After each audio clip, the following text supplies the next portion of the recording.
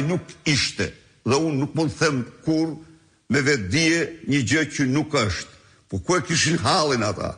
Ata donin të fajsonin opozitën për të mbrojtur Lubin, për të nxjerrur një aleancë opozit Fatmir Xhafa që dilte Lubia fitimtare dhe edhe dje.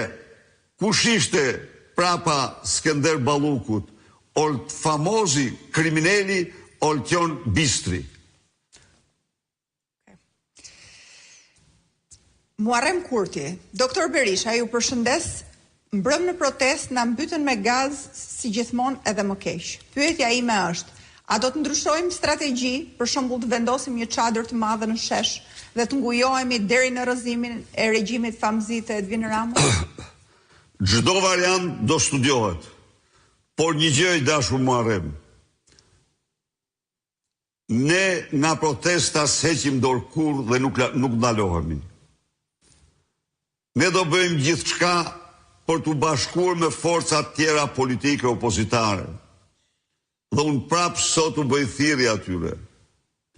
Është koha të veprojmë së bashku kundër një armiku. Kundër një armiku të egër, të qenjes shqiptare. I bëj thirrje shoqërisë civile, që ka mbetur jashtë kontrollit të Edi Ramës, të bashkohet me ne. Shikoni çfarë qëndrimi mizor mbajtë ndaj Aulon Kalas, një nga veprimtarët më aktiv të shoqërisë civile, i cili në qindra protesta kur nuk ka protestuar me dhunë. Ka protestuar paqësisht dhe me dinjitet. Dhe u hakmorën dje në mënyrë më të verbër vetëm për t'u trem ju, antarë të shoqatave të pa kontrolluara prej tyre, por le të bashkohemi ne.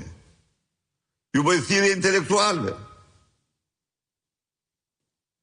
Dilni nga konformizmi juaj, se shkatrimtar duhet të dilni zot vendit tuaj, i cili po shkatrohet. Në universitetet sot ju them unë, nuk keni lirinë akademike as atë liri që kemi patur ne në diktaturën më staliniste. Dhe këtë ja u them me fakte dhe vetëm me fakte. Ju bëj thirrje studentëve. Paguani sot në vendin më të varfër me prindrit me rrogat më të ulta, tarifat më të larta në Europë, përveç Britanisë Madhe dhe Mbretërisë Hollandës.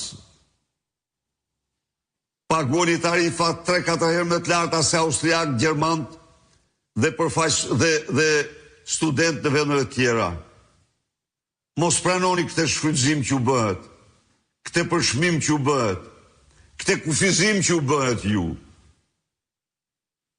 Sot po mbledhin si hiena firmat për kontrata, si në asnjë vend tjetër të Europës. Çka ju trajtojnë jo si qenje të lira, por u detyrojnë të firmosni kontrata se do shërbeni kaq vite. Përndryshe, u gjobisin me gjoba.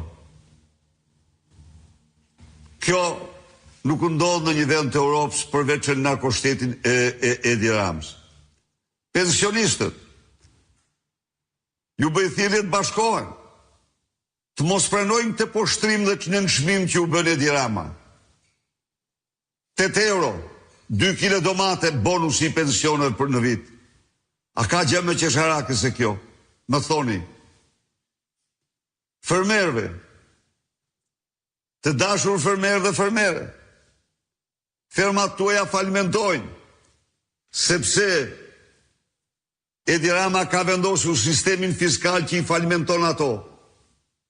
Sepse fermerin Kosovë, në qoftë se qeveria njoftoi se në Tiranë ka përcaktuar 52 milion euro për fermerët, që më shumë se gjysmën i vjedhin zyrtarët, në Kosovë janë 200 milion euro të përcaktuara nga qeveria për fermerët. dhe numri i fermerëve në Shqipëri është më i madh se në Kosovë. Atëherë, në qoftë se ju doni që fermat tuaja të prosperojnë, çfarë bëri qeveria ndaj jush tani? U hoqi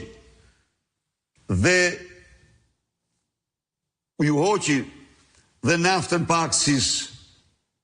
Pra, në fakt, ju s'mbillni dot më tokën tuaj, sepse po e mbollët, nuk nxirrni me mjete, me mekanizma, nuk nxirrni dot shpenzimet e mbjelljes.